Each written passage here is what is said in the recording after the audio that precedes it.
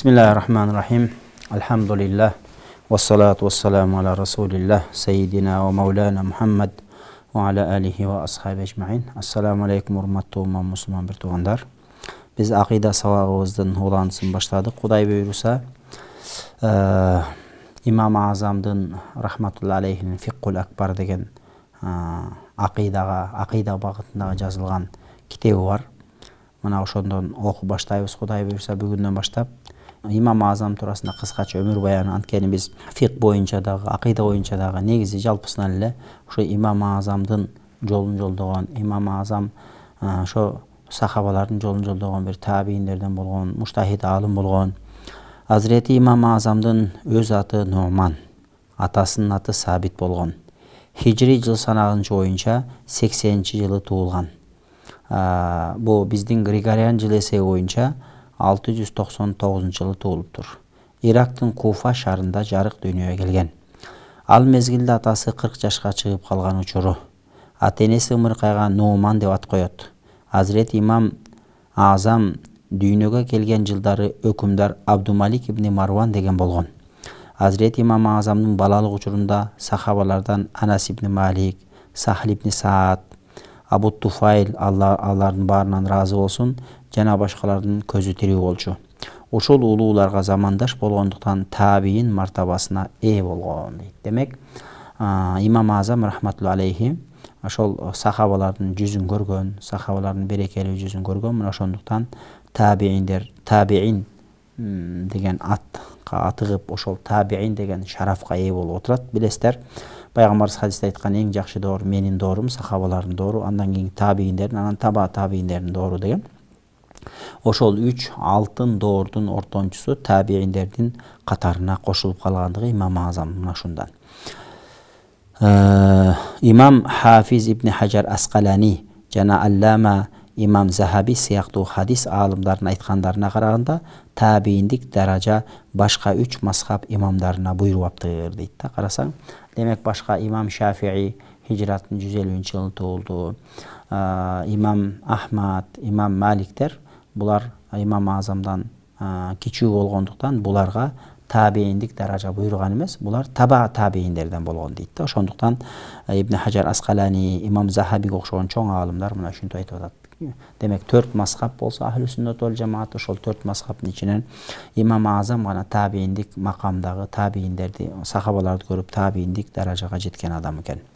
Hazreti İmam өз аты менен эмес, лакап аты болгон İmam Azam деген ат менен төгөрөктүн 4 бучуна аты тараган. İmam Azamдын өзүнүн аты Нуман болуп атпайбы? Бирок İmam Al-Azam, улуу имам деген ат менен таанымал болгон. Hazreti İmam Azam эр жеткен учурда мамлекетти Омайеттер хандыгы ээлеп турган.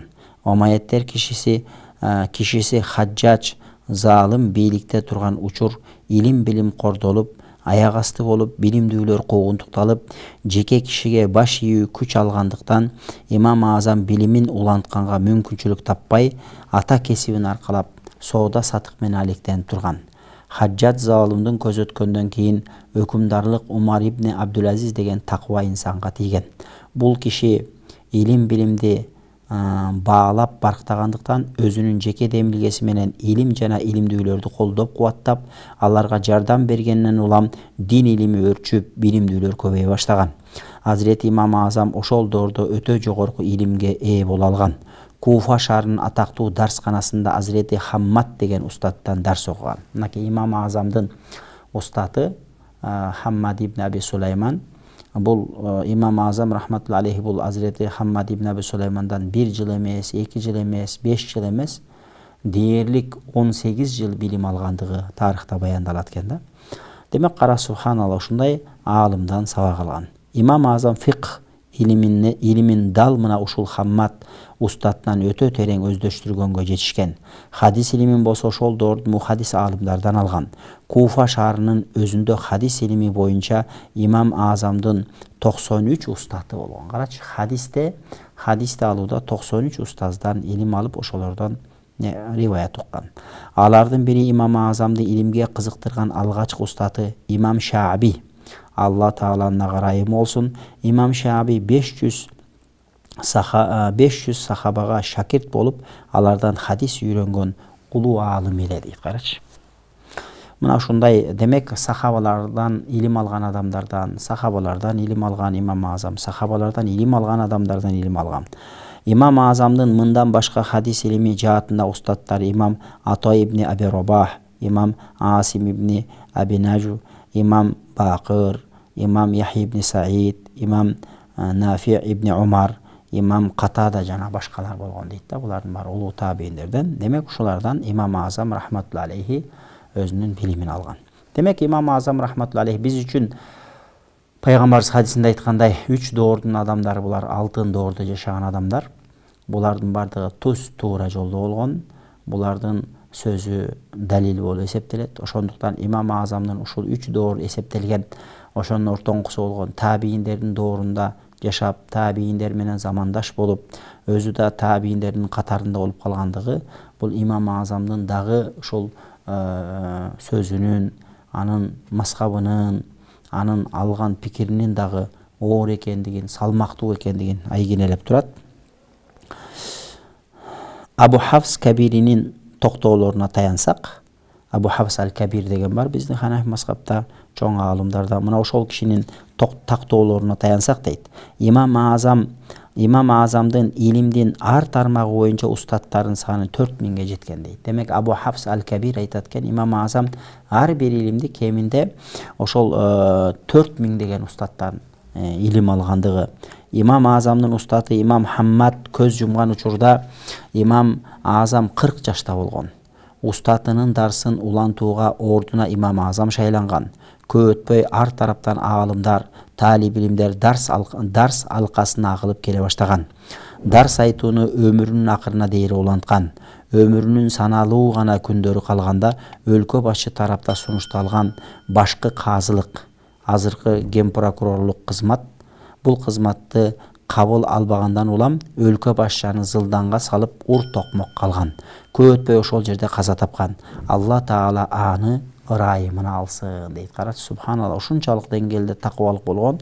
Падыша ишенип, бийлик тапшырып, ошол кызматты өтөп бер десе да такыбалык кылып, менден башкалар кылсын, мен кыла албайм деп баш тартып отуруп, ошол зынданда жатып каза болгондугун баяндап атат.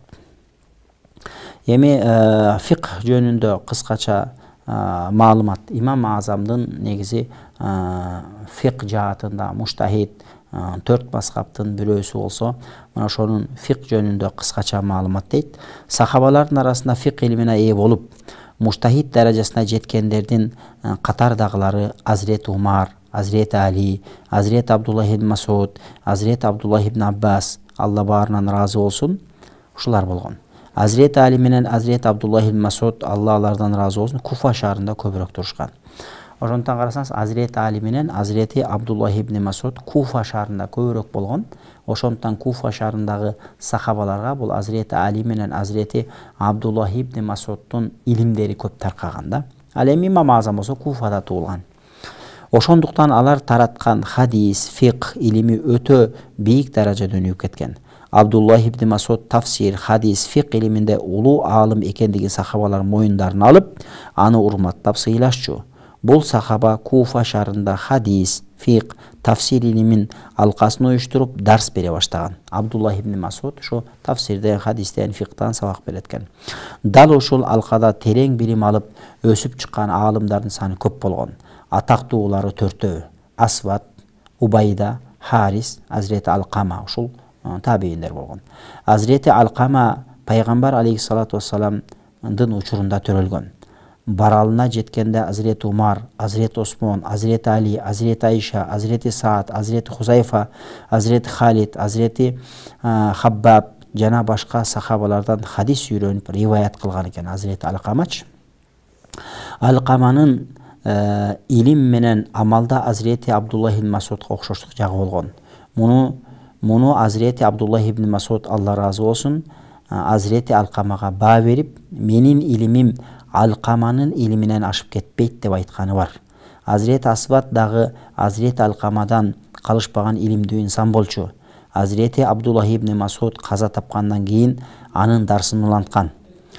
Алка башына ушул эки аалым олтурган. Булар каза болгон соң өз шакирттеринин алдыңкысы Азирети Ибрахим Нахаи алка башына отуруп дарс уланткан.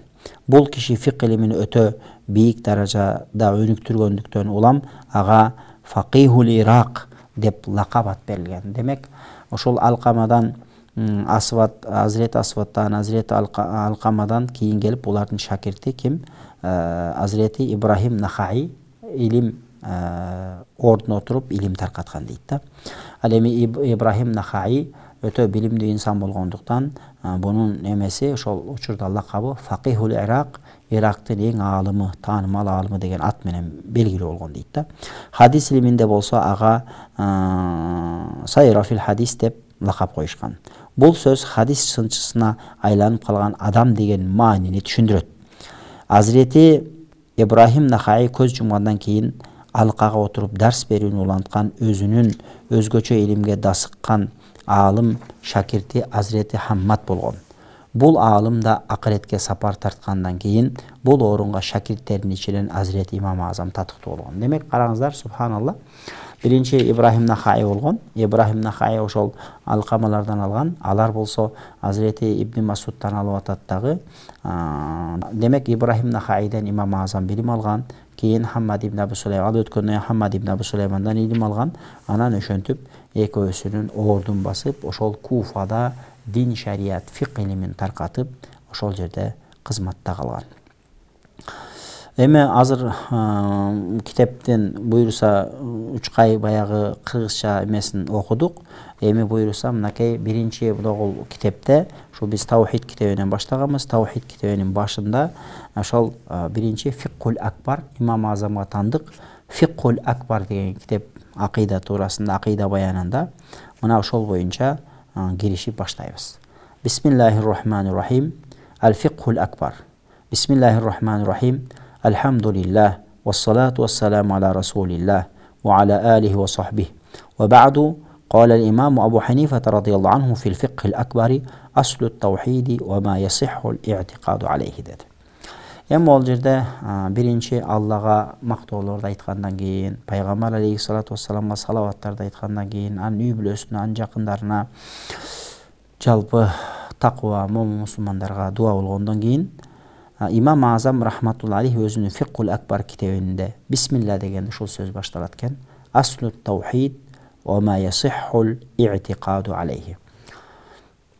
Демек, мына ушуга келе турган болчу болсок, бул жерде мынакей Фикхул Акбардын шархылары билесиздер. Фикхул Акбар, Имам Азам Фикхул Акбарды бизге калтырып Фикхул Акбарды жазып кетти. Фикхул Акбарга биздин Ханафи мазхабтагы аалым уламалардын баардыгы ошол Фикхул Акбарды Имам Азамдын китебин чечмелөө менен алек болгон. Көптөр бизге ошол жерде Имам Азамдын айткан пикирлерин, акыйда маселелерин түшүндүрүп берген. Бул жерде мына жерде өзү эки эле сөз аслу таухид ва ма ясихул и'тикаду алейхи, бирок бул жерде бир төөгө арта тургандай илим камтылгандыгы. Бул жерде мындай дейт: аслу таухид. Демек, аслу таухид дегендин мааниси эмне десе, алымдар айтып атат бул жерде.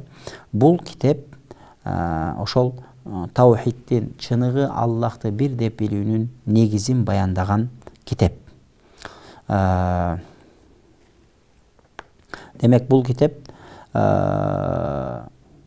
акыйдага тиешелүү маселелерди баяндаган, Аллахтын жалгыздыгын баяндаган китеп. Демек, хадал китабу фи асли таухид. Демек, бул китеп ошол Аллахты жалгыз деп билүүнүн негизги өзөгүн, негизги тамырын билдирген китеп деп китебинин башын ушу менен баштап атат дейт. Ома ясихул и'тикаду алейхи, жанадагы бул китеп ошол мусулман адам баласы жүрөгүнө ишеним деп кармап ала турган зарыл болгон маселелер баянында. Демек, аслу таухид ома ясихул и'тикаду алейхи деген мааниси ошол болуп атат. Эми таухид деген өзү эмне? Имам Азам баштаганда эле таухид деди. Таухид деген эмне? Өзү таухид деген лугатта ат-таухиду фил лугати ал-хукму би анна шай'a вахидун вал илму би анна вахид. Өзү билесиздер, ар бир араб тилиндеги, шарият илимдериндеги ар бир айтылган сөздүн араб тилиндеги сөздүктөгү мааниси анан экинчиси истилахтагы же болбосо терминдик мааниси. Акыйдада, фикда өзүнчө термин, акыйда өзүнчө термин, ар бир илимдин өзүнчө терминдери бар. Демек бул сөздүк маанисине келсек, таухид дегендин мааниси бир нерсени жалгыз деп билүүнү таухид дейт экенбиз. Ал эми офистилах ахли хакыйкати тажриду затил илахия ан kulli ma yutasawwaru fil afham wa yutakhayyalu fil awham wal azhan deyт. Ал эми ahli hakikattın şeriat iliminin termininde tavhid degen nerse tacridu zatil ilahiyye, Allah'tın zatın taza dep bilүү, an kulli ma yutasawwaru fil afham, adamdın oyuna gelgen ar kanday oy kıyallardan, jana adamdın kıyalına gelgende ar kanday oy kümöndördün bardığından Allah Taala taza jana aruu dep bilүү Allah'ın zatın. Demek bu tavhid boldu. Ve huwa salasatu aşya. Demek bu жерде tavhid 3 nerseden turat deyt. Tavhid negizi 3 nerseden turat. Birincisi ma'rifatullahi Taala bir rububiyya. Allah Taala'nı jaratuuchu dep tanıp bilүү. Ekincisi vel iqraru bir vahdaniyya. Allah Taala жалгыз ekendигин iqrar kılıp moyunga alуу.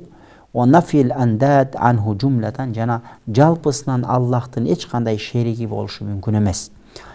Tarifatul Jurjani deyt. Bul жерде İmam Jurjani şu tarifatında mına tavhid düşündüp bergen ekenler. Tavhid degen uşul tacridu zatil ilahiyye an kulli ma yutasawwar fil afham. Adamdın oyundagı ar kanday oy kıyallarının bardığından Allah'tın zatın taza jana aruu dep bilүү bul tavhid. Tavhid negizi 3 nerseden turat deyt. Allah'tı jaratuuchu dep taanuu, jana аны жалгыз dep moyunga alуу, jana anın şerigi jok dep bilүү. Mına uşul tavhid dep atat. Emi vat tavhid vel vahdaniyye, Allah'tı жалгыз dep bilүү. Jana Allah'tın жалгыздыгы ahli sünnet vel cemaatda bunun aslında bir top meseleler girip ketet deyt. Minha ma yataallaqu bizzat, Allah'ını жалгыз dep bilүүde Allah'tın zatına tiyişelүү meseleler var deyt. Minha ma yataallaqu bil mahlukat fi alaqatihim ma zatil ilahiyye. Jana ekincisi oşol mahluktarga baylanıştуу meseleler, oşol mahluktardın Allah'ın zatına bolgon alakadagı bolgon alardın oşol ordun bildirgen meseleler. Birincisi amma ma yataallaqu bizzat, Allah'ın zatına tiyişelүү bolgon mesele tavhidde. Feyecib el-i'tiqadu enne zatel ilahiyye vahidetun vahdeten mutlaka. Demek Allah'ın zatına tiyişelүү gelgende tavhid degen manisi ne dese, ar bir Müslüman jürөгүндө ушул нерсеге ишениш керек дейт. Allah'ın zatı жалгыз. Ал ушундай деңгээлде жалгыз, min haysu hiya zat muttasifatun bi sifatin jalila. Ал жалгыз гана кудурети күчтүү zat. Ал эч бир нерсеге окшобойт. Ал ушундай bir улуу sıfattардын ээси, ар кандай кемчиликтерден таза, жана куулуудан, өзгөрүүдөн таза, жана махлуктарга окшоп калуудан таза, кайсы тараптан болбосун дейт да. Демек Алла Таала махлуктарга окшошу мүмкүн эмес. Ва яжибу танзихуллахи вал кавлу би вахданияти фи зати ва сифати ва афалихи. Жана ошол эле кезде Алланы аруу жана таза деп таанышыбыз керек. Жана Allah'tı жалгыз деп билишибиз керек. Allah затында да жалгыз деп билебиз. Allah sıfatında da жалгыз. Allah Taala жасаган иштеринде, жараткан иштеринде да жалгыз. Демек Allah'ны жалгыз деп билүү 3 тараптан болот экен да. Бизде ахли сүннет вал жамаатта Allah'ны затында жалгыз дейбиз. Затында жалгыз дегенде Allah Taala дагы бул жакта тереңдеп келебиз, Кудай буйруса. Allah Taala затында жалгыз деген мааниси Аллахка окшогон эч бир нерсе жок. Allah Taala biz siyaqtуу muundarga bölünbөйт. Allah Taala biz siyaqtуу көп нерседен куралган эмес. Allah'ın hakikati var. Allah'ın zatı degen bul Allah'ın hakikati. Allah'ın hakikati var. Allah'ın hakikati hiçbir mahluka, hiçbir nersege okşoyt dep ишенебиz. Жана экинчи Allah'ın sıfatında жалгыз, sıfatlarında deyli, sıfatlarında жалгыз. Demek bul degenin manisi Allah'ın sıfatlarında hiçbir mahluk jaratkan Allah Taala'ga şerik boluşu mümkün emes, okşoşu mümkün emes. Üçüncüsü afalihi, Allah'ın jasagan je jaratkan işlerinde de Allah Taala жалгыз.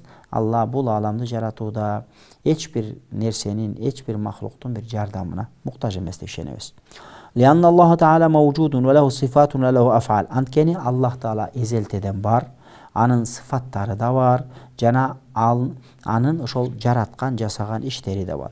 Fal vahdaniyye tataallaqu bi kulli amrin min hadihi salasa. Demek Allah'tın жалгыздыгы ушул үчөөсүнө тең байланышы бар дейт. Аллах жалгыз, затында да жалгыз, сыпаттарында да, жасаган иштеринде дагы жалгыз. Демек, чечмелеп берип атат.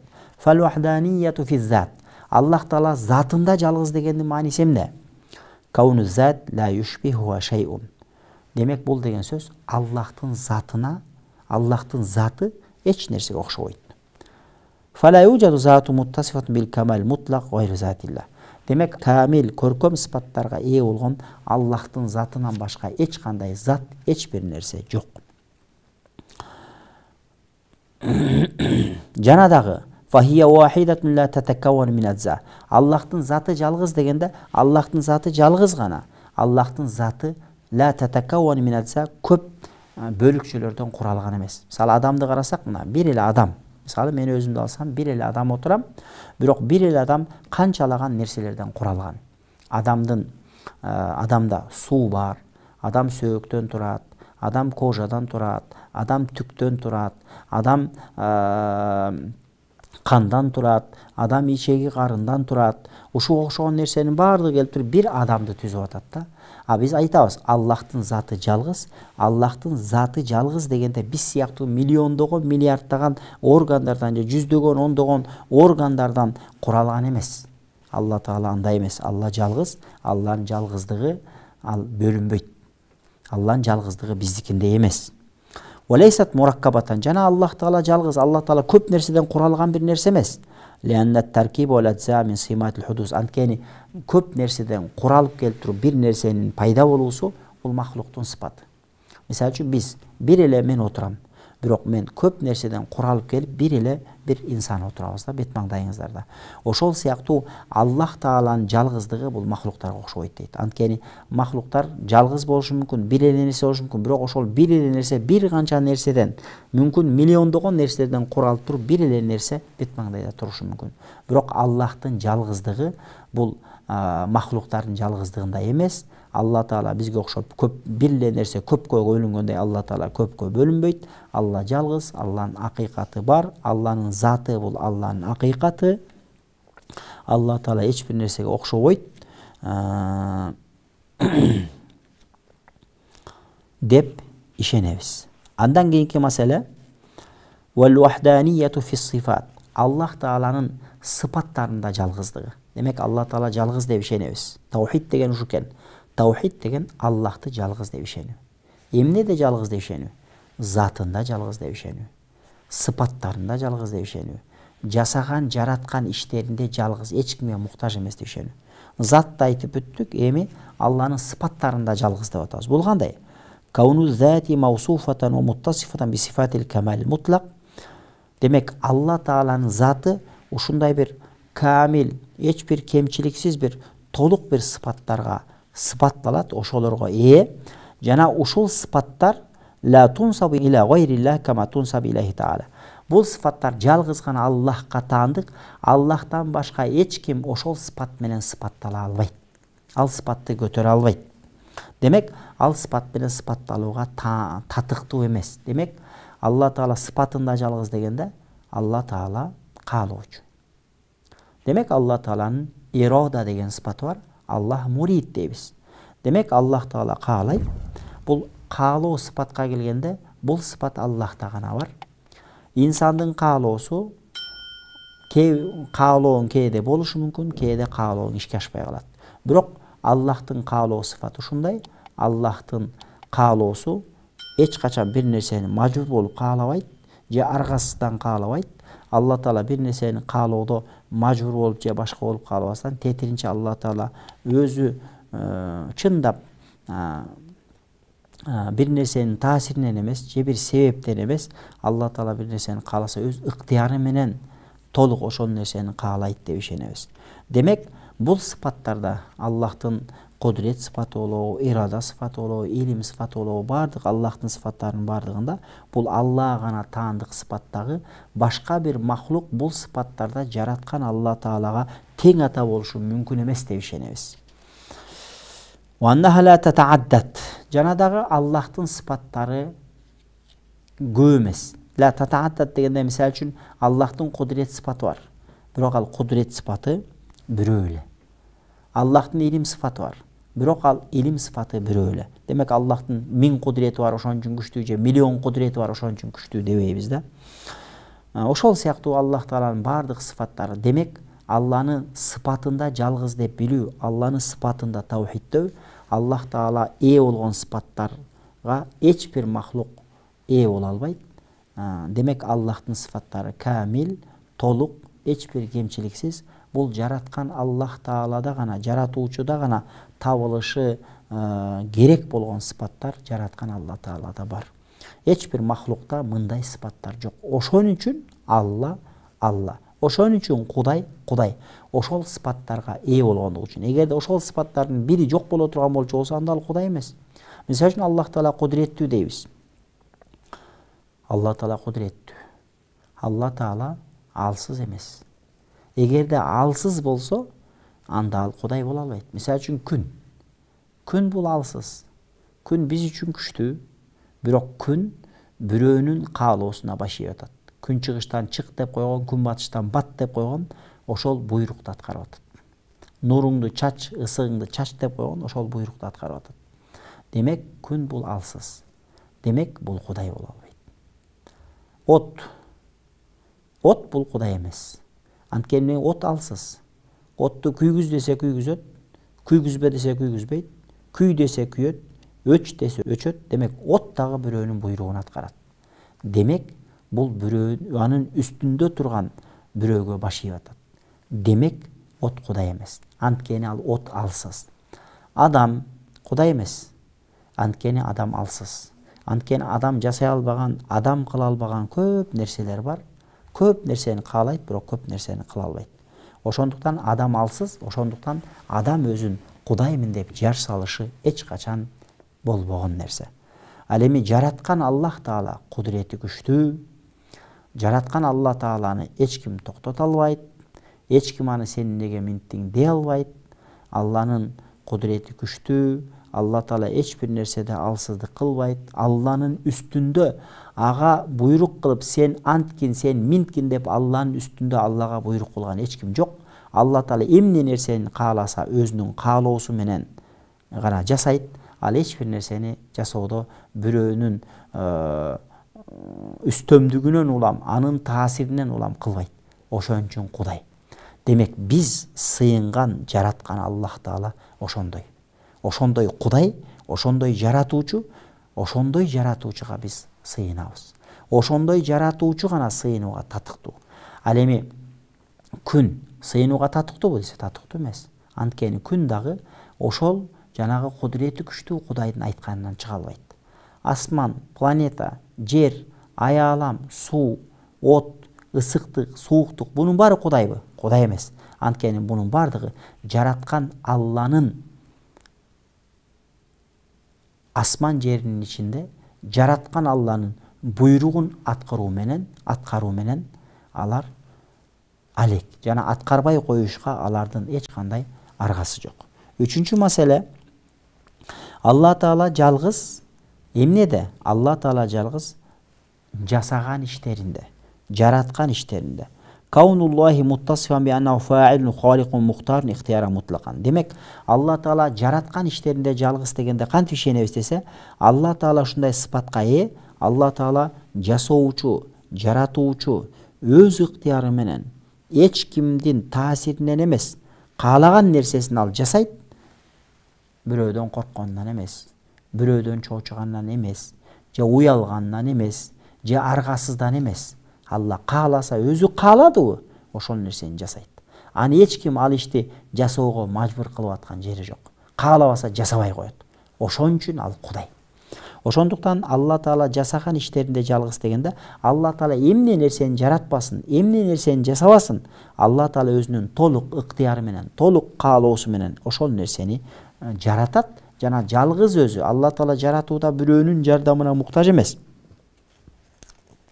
La yamna'uhu shay'un amma yuriduhu. Аллах Таала эгерде бир нерсени жаратам деп, же бир нерсени жасайм деп кааласа, ошол Алла каалаган нерсени жасоодон жараткан Аллахты тыя албайт. Эч ким тыя албайт. Эч ким тыя турган эч ким жок. Токтото турган эч ким жок.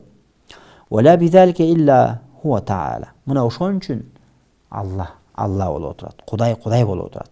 Фала яжуз ан юсаба мана афалиллахи ва хувал халқу вал ибда иля гайри. Ошондуктан Алла Тааланын жасаган иштери, бул Алланын жаратуусун Алладан башка эч ким жарата албайт. Демек, мындайча айтканда, Алланын иштери бул Алланын иши эмне экен? Алланын иши бул ай аламды жаратуу. Махлуктарды жаратты. Демек, Алладан башка эч ким жаратуучулук сыпатка ээ эмес. Жаратуучу бир гана Алла деп ишенебиз.